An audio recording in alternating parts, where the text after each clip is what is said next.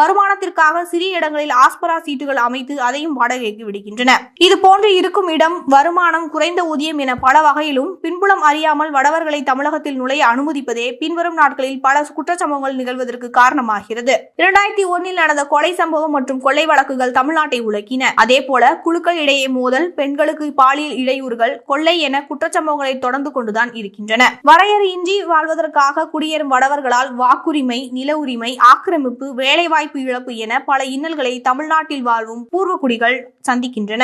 இதனை நெறிப்படுத்த வேண்டும், வடவர்களின் வருகையை முறைப்படுத்த வேண்டும் என்று தமிழக வாழ்வுரிமை கட்சி தலைவரும் பண்ருட்டி சட்டமன்ற உறுப்பினருமான திரு வேல்முருகன் தொடர்ந்து குரல் கொடுத்து வருகிறார். இந்நிலையில் உத்தரப்பிரதேசத்தை சேர்ந்த அமரேஷ் பிரசாத் என்பவர் கடந்த செப்டம்பர் 1 சென்னையை அடுத்த பொன்னேரி அருகே அமைந்துள்ள காட்டுப்பள்ளியில் கட்டுமானத்தின் போது கட்டிடத்தில் கூரையிலிருந்து விழுந்து உயிரிழந்ததை தொடர்ந்து போராட்டமானது நடத்தப்பட்டது. அந்த சமயத்தில் தங்களுடன் பேச்சுவார்த்தை நடத்த வந்த காவல்துறையினர் மீது தொழிலாளர்கள் திடீரென கற்களை வீச தாக்குதல் நடத்தியுள்ளனர்.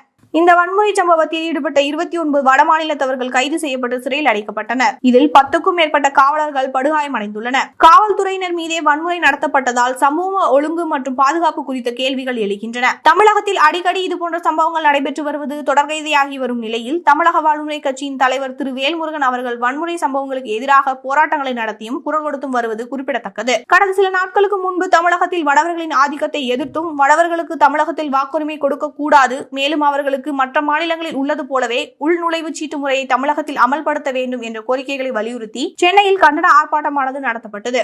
அந்த ஆர்ப்பாட்டத்தின் விளைவாக அடுத்த நாளை தமிழகத்தில் உள்ள 38 மாவட்டங்களிலும் உள்ள வட இந்திய தொழிலாளர்கள் எவ்வளவு பேர் எங்கு இருக்கிறார்கள் என கணக்கெடுக்க எடுக்கப்படுவார்கள் என தமிழக அரசு அறிவித்திருந்தது. இதற்கிடையே மீண்டும் வடவர்களின் அத்துமீறல்கள் தொடர்வது கண்டனத்துக்குரியது.